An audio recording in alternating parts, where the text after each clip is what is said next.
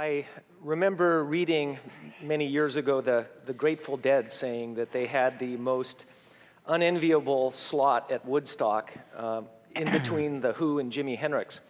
That's kind of the way I felt when I saw that I was following Larry and Kamran. Fortunately, I have the honor of hosting again Sid Rittenberg, who is indisputably the American with the most experience in China, almost 65 years, over half that time in China, and subsequently working to build bridges between China and the US and the rest of the world. Also joining us is Scott Foster, who was SNS's longtime Asia editor, analyst with Masaki Research in Tokyo. Been there 35 years now. The topic that you've been given, Sid, is what the world doesn't get about China. What does the world not get about China? Well, let me say first, I feel at a disadvantage because most of the great insights that I prepared have already been said by Connie Wong. So I have to start from scratch, okay? I think what we don't get, and it's not, I'm not talking about the world really as much as I'm talking about us, about Americans. We have a problem in figuring out whether the rise of China is good for us or bad for us. Is China a rising, growing friend or a potential, or mainly a competitor and a potential foe? And this is a question on which the answer to which is going to decide world history to a great extent, I think. And I believe it can be rather easily established that China is a friend and that the growth of China will be good for us and good for the world. That doesn't mean no competition. It doesn't mean no trade battles, no tough negotiations.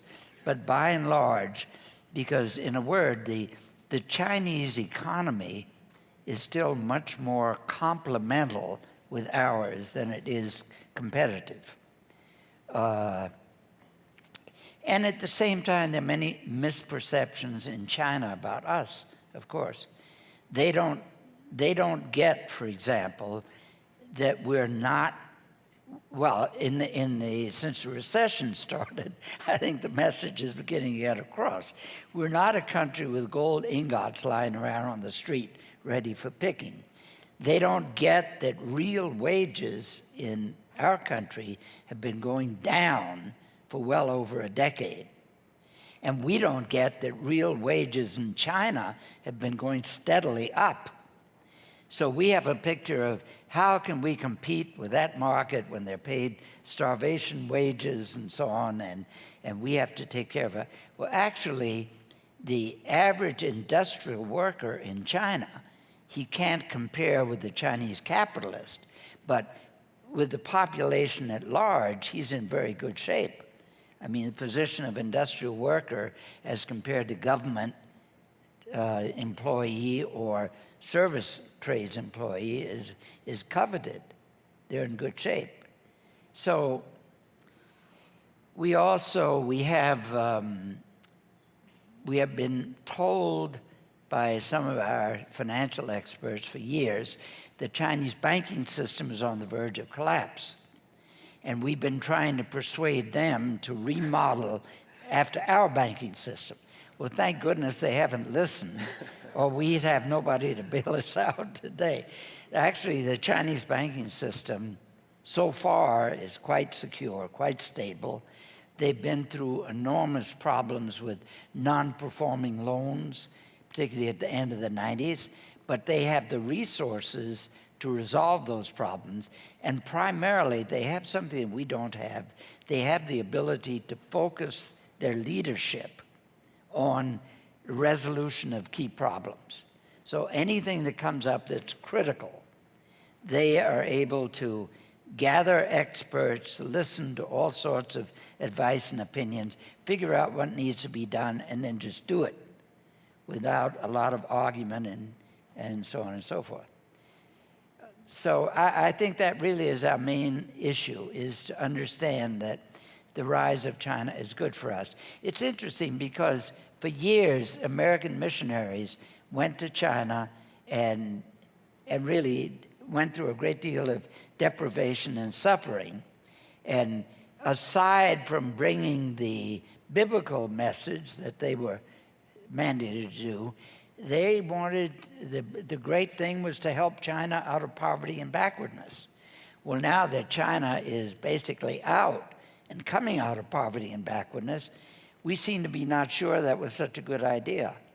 But it is a good idea because, simply put, poverty and backwardness are the source of wars, terrorism, disease, everything bad. So it's good for us and good for the world that China is rising, and we have played an important role in that resurgence of China, and I think the greater that role, the better it will be for us as time goes on. I think we found in the late 90s and then again in the current crisis that we were probably fortunate that the Chinese banking system didn't have the open itself up to the kind of hot money that a lot of other developing countries ended up suffering from. Scott, I lived in Tokyo in the mid 80s, and at that time Japan was the emerging menace, the invincible foe. What's it looking like these days? Well, if you're an advocate of growth, it's not. Mike, This is on here. Yeah. are you okay? Is it working? No. No, it's not working. It's supposed to just turn on, isn't it? Yeah, it's supposed to be on. You know it works.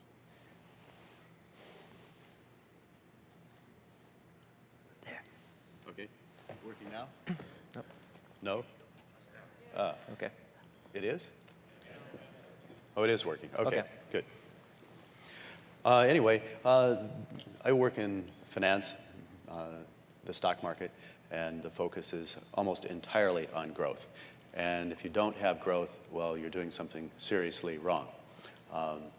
And so there's widespread criticism of Japan, and it ranges from their policies are not stimulative enough, or they made the terrible mistake of not opening their borders to unlimited immigration. Whatever, investors don't like places that don't grow. But Japan is something like Switzerland. It's full of people, and it's highly developed, and there's actually not that much room for growth, quite unlike China, which, if we just think if all of China comes up to the level of Taiwan, that's going to be substantial. But at the same time, whose cars are you driving? I was preparing for this session, and well, the title of my part is provided by Mark, Japan, the Real Asian Tiger, and it's a provocative title, and what might it mean? Well, during the presidential campaign, John McCain talked about building 45 nuclear power plants around America. He said, we're going to build. Well, no, you're not going to build, they're going to build. Because only the French and the Japanese can do it. And something like 80% of the reactor cores are made by Japan Steelworks. They have the technology. We don't. And there's any number of industries where they're dominant like this. Textile machinery market shares are something like 70, 80%. A lot of precision machinery is like this. It's not making news now because it largely already happened back when Japan was the mortal threat. Remember the book, Japan as number one. Well, it isn't, is it? But it is a very key player in the world economy and extremely competitive in certain areas. One more example, and this may lead on to what's going on between Japan and China, hybrid and electric cars. The new Prius in Japan costs about $18,000. And it had to come down, the price had to come down because Honda priced their model competitive. So we're not talking about a $50,000 electric car after government subsidies. We're talking about less than $20,000 with Japan's productive capacity behind it. Nissan is probably going to be next to make a big splash in this area. And they're controlled by Renault now and run by Carlos Ghosn. So it's part French, which is something that American capitalists should consider, the sclerotic European model.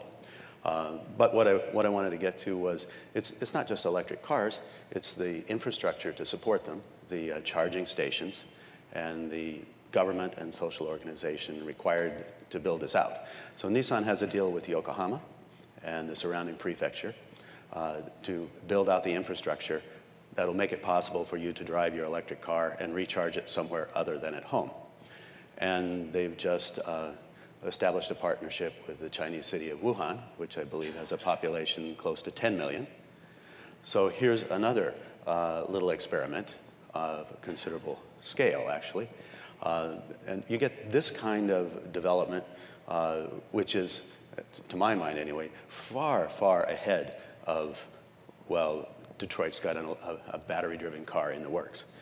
It's infrastructure, social organization, and the whole political economy behind it. And that actually, I think, leads to the somewhat provocative title that Mark gave to the panel as a whole, the Mercantilists, because one of the characteristics of a mercantile nation tends to be a strong governmental role in the economy. The textbook definition of mercantilism is really just an equation between prosperity with the accumulation of capital, with the supply of capital, and that results from a positive balance of trade. But there's also the implication of protectionism or unfair trade practices. Richard Nixon's chairman of the Council of Economic Advisors, Herbert Stein, coined what's subsequently known to be Stein's Law, which is anything that can't go on forever won't.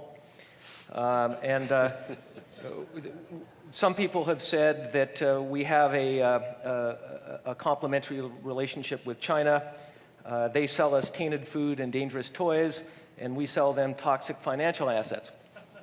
But there are imbalances in capital and trade flows that can't go on forever, and as we've recently discovered, they won't.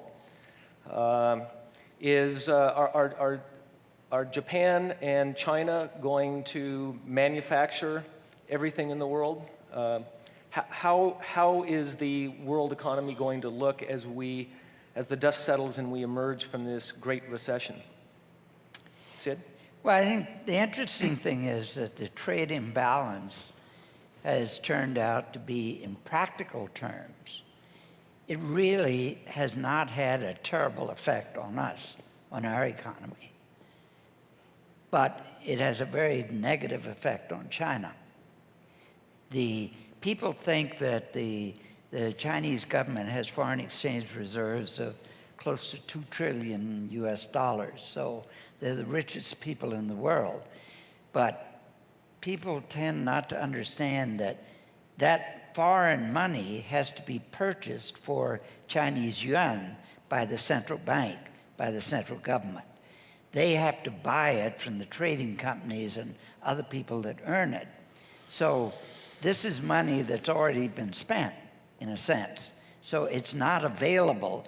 They don't have $2 trillion to go out and spend and invest. They can do part of it, but not all of it. And this becomes an awful burden on them at times like the present, when the dollar is devaluing, and where some people think it might even crash. I don't think that, but some people do. So why are the Chinese, for the last few years actually, before the recession, why are they going all over the world, particularly to places where they can do it, like Latin America, East Europe, Africa, buying up resources, buying up energy sources and manufacturing. It's not, it's not just for sources of petroleum. You don't need to own an oil field in order to get oil. And it's not a matter of security, because in case of war, you would lose that immediately anyway. What it's about is spending those dollars, converting those dollars into real assets, so that you're not subject to whatever happens in the American financial marketplace. So it's become, and most of the pressure from the Chinese side in recent years on trade with the United States has been to open up our exports to China, because there are still many high-tech items that are prohibited. You can't sell to China.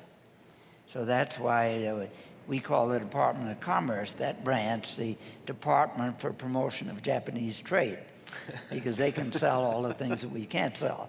But so it's a complicated picture, but I think in the future you'll see trade beginning to balance off, and you'll see that there will be agreements, U.S., China, and international agreements, I think, on distribution of energy sources.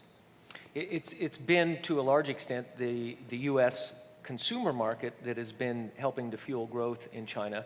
Right. The American consumer is stretched to the limit, while the Chinese have a savings rate of what, over 50% now, something like that? It's around. It's a little lower than 50, I think, but that's big. And by the way, on the tainted food and toys, it's absolutely true.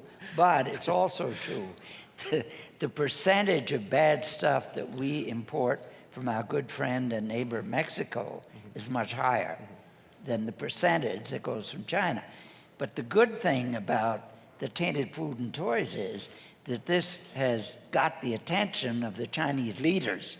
So they're now beginning to clamp down very aggressively on quality controls, which they need for their own people. Speaking of which, is the Chinese consumer going to be able to take up the slack from the American consumer? Well, I think it'll take time, obviously, but retail sales in China last month went up 17% over the same month a year ago. Wow. And they continue to rise. So the stimulus by the government has already begun to have an effect on retail sales, and property prices have also begun going upward again. So it'll take time, though, for them to be able to replace what they lose on the export market. How about Japan? How have they been able to weather this storm? Well, not very well because of their exports. I think the most recent data point, the exports dropped by half year on year. Toyota's losing about $5 billion this year, and that's the well-managed company. It's very abrupt and very serious. The response is different than the American response. Work sharing is what the Japanese are doing. So unemployment's going up, but it's not terrible. Amount of money in pocket is going down, but everybody has some. This means that the Japanese consumer is not going to save anybody. They'll just try and save themselves. Other than that, the Japanese, like the Chinese, are starting to wonder about the safety of their investments in U.S. Treasury bonds. One of the leaders of the opposition party mentioned, and we're in the middle of an election campaign, that maybe Japan also should consider diversifying its overseas assets. And they have a history of victimization in this regard, and I'm sure the Chinese are well aware of this. At the time of the Plaza Accord, when the Japanese trade surplus was totally out of hand, they negotiated internationally a doubling of the value of the yen.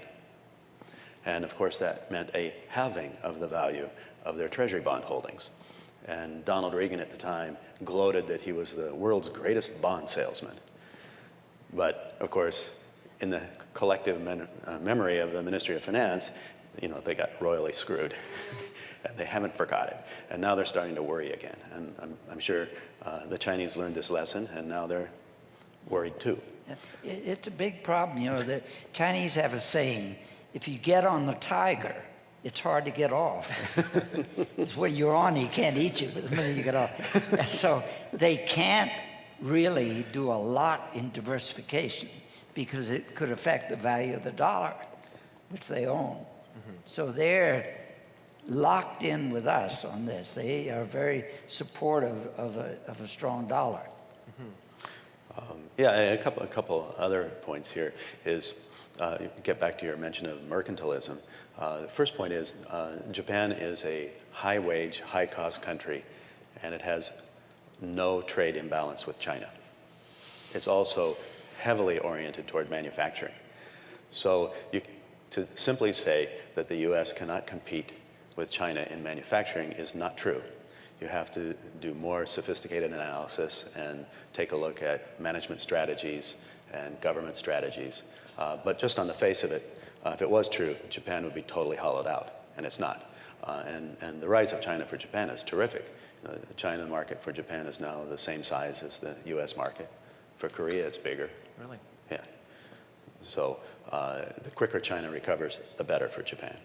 Well, and that gets to another interesting development, I think, in the relations between these countries, which is that Japan and China seem to be growing closer together. The Prime Minister Aso, who's known as a nationalist, has himself said that they need to turn to China to an increasing extent. But those of us who are familiar with the history of these countries probably remains skeptical that they will ever get really close. What's your take on the development of the relationship between China and Japan? I think it'll take quite an extended time before it gets very chummy, people to people. But it has definitely begun to change. I remember 2 or 3 years ago here when there were these huge demonstrations in China against Japan. I remember saying that this was a prelude to serious negotiations and to a fundamental change in the relationship, and I think it came true. It happened. Japan has become a major target for Chinese tourism. Study of Japanese language is spreading, but the prejudice is very deep and pervasive. So it will take time. Prejudice on the Chinese side, fear on the Japanese side. It will take time at the popular level to overcome that. But the economic attraction, magnetism is tremendous. And so, as you mentioned, you have this very conservative Japanese prime minister going to China and jumping ahead of the Chinese by proposing a free trade zone between China and Japan. Any chance of that coming about? I think it will. It'll take some time. But next year, China, and Japan will too, joins a free trade zone, which is really like a common market with the ASEAN countries, with the 6 founding countries of ASEAN. And so I think we are seeing the emergence of an Asian market which is coordinated, not just like the EU, but moving in the direction of an Asian common market, which Strategic News letter has predicted some time ago. How do you see it from the other side of the Sea of Japan? Well, the Japanese and the Chinese and the Korean finance ministries have been cooperating for quite some time. They have the experience of the Asian financial crisis to motivate them, basically to keep the IMF out. They want to maintain stability. I think it's fair to say that all the governments in the region place a very high premium on stability, higher than we do, certainly. And if given the choice, they'll take stability over growth. They don't want another shock like the Asian financial crisis, and they've got one, but it's not as bad this time in that they've got their currency situation under better control. They've recapitalized the Asian Development Bank. Japanese just made a large emergency loan to Indonesia. The Chinese have been doing currency swaps with nations around the region. So what they're trying to do is remove uncertainty and instability from the system and bring the control like inside their region. And there's a consensus, I think, across all the borders there that that's the right thing to do. And Japan, China, and Korea have been doing some common funding Yes. for the Southeast Asian countries and others. Well, we have less than 2 minutes, so I guess it's time to open it to questions. Any questions in the audience? Ty?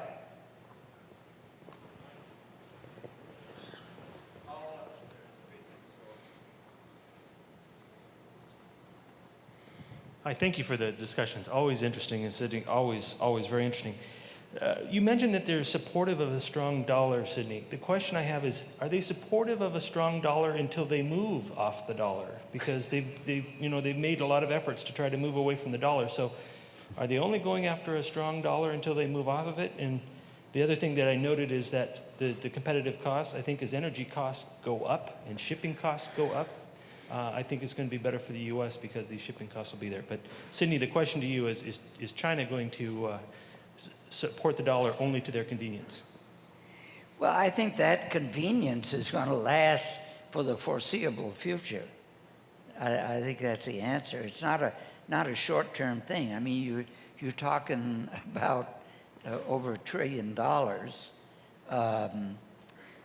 I think the Chinese leadership, the inclination is to dethrone the dollar as an international standard and to adopt a different, some sort of IMF-based standard or some other thing. But they're not in a hurry about it. They don't want to rock the boat. And I think a stable dollar is in their interest in the long term. They know that the dollar is devaluing. You know, lots of smart people in this country are trying to move their dollars over and convert them into RMB, which is not easy to do because RMB is going upward and the dollar is going downward. But they don't want a greatly devalued dollar because it would be bad for their capital assets as well as for their forex reserves. Well, I know I've got personally several more questions that I was eager to ask Sid and Scott, but we are out of time. So thank you very much, and I look forward to next year.